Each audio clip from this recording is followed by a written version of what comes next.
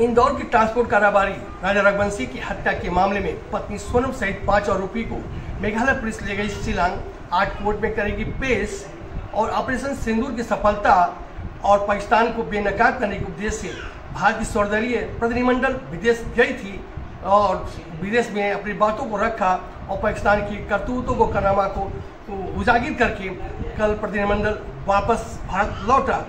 विदेश मंत्री एस जयशंकर ने कहा कि पाकिस्तान फिर आतंकी हमला करता है तो भारत फिर घर में घुस करके मारेगा।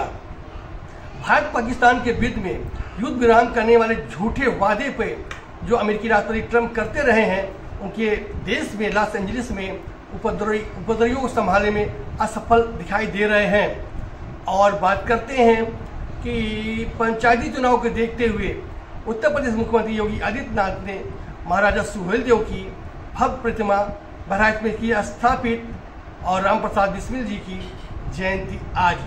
अब बात करते हैं पूरी। नमस्कार, रमन टाइम्स में आपकी हार्दिक स्वागत है। मैं नमस्ताना देश विदेश की प्रमुख खबरें लेकर के आपके सामने उपस्थित हूँ।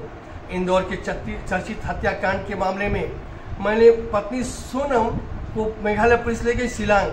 बताया जाता है कि राजा रघुवंशी का विवाह सोनम के साथ हुआ था। 11 मई को हुआ था और 23 मई को दोनों मेघालय में हनीमून मनाने गए थे, जहाँ पत्नी सोनम ने शरण के तहत अपने प्रेमी राजा राजकुशवाहा को बुलाया और 4 लोगों को और बुलाया और उसको हत्या की सुपारी दी थी। हत्या करने में विशाल चौहान सबसे पहले आया और राजा रघुवंशी के सर पे जोर से प्रहार किया और जिससे रघुवंशी अचेत होकर गिर गया।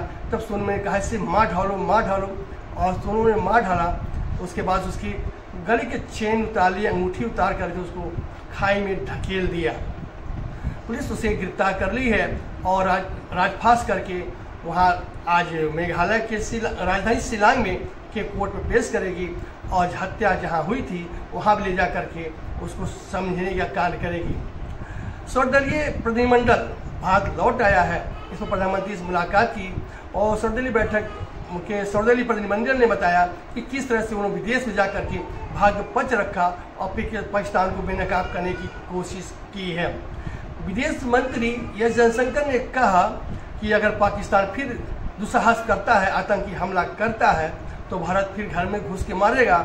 अब वो भारत नहीं रहा कि केवल टिप्पणियाँ करके मान जाएगा।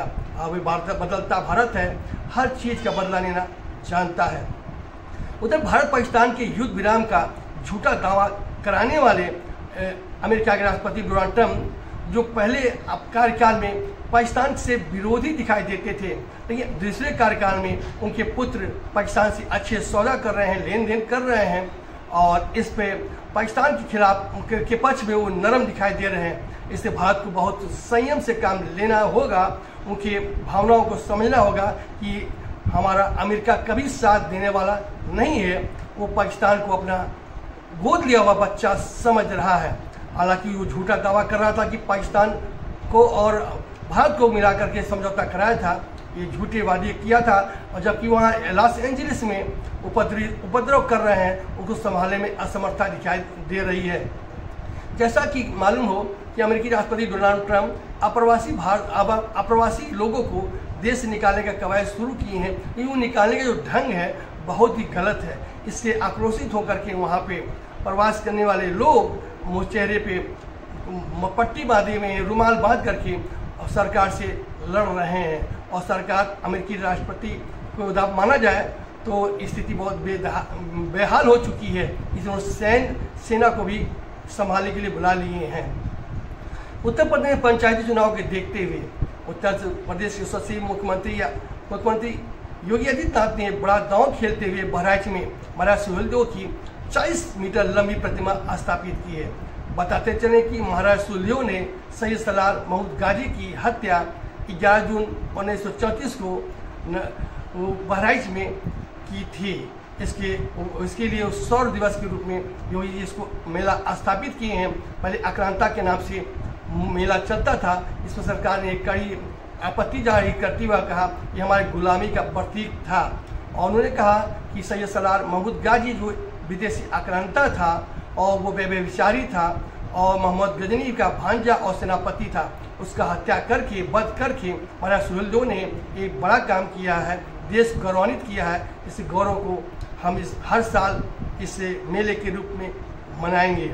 इससे राजभर समाज की वोटों पे बड़ा प्रभाव पड़ने वाला है। ये विपक्ष कह रहा है कि पंचायती चुनाव को देखते हुए ये भाजपा का दांव है। स्वतंत्रता सेनानी राम प्रताप बिस्मिल जी की आज जयंती है। 11 जून 1894 में वो पैदा हुए थे। वो बचपन से क्रांतिकारी स्वभाव के थे।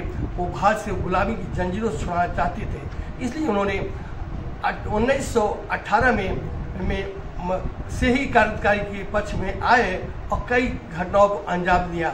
मैनपुरी में प्रतिबंधित किताबों को वितरण किया और लूट की, और काकोरी कांड भी उन्हीं के में वो आरोपी थे।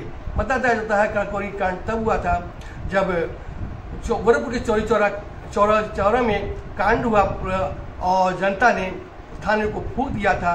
इस पर महात्मा गांधी ने असहयोग आंदोलन वापस ले लिया था, नॉन कॉपरेटिव मूवमेंट वापस ले लिया था।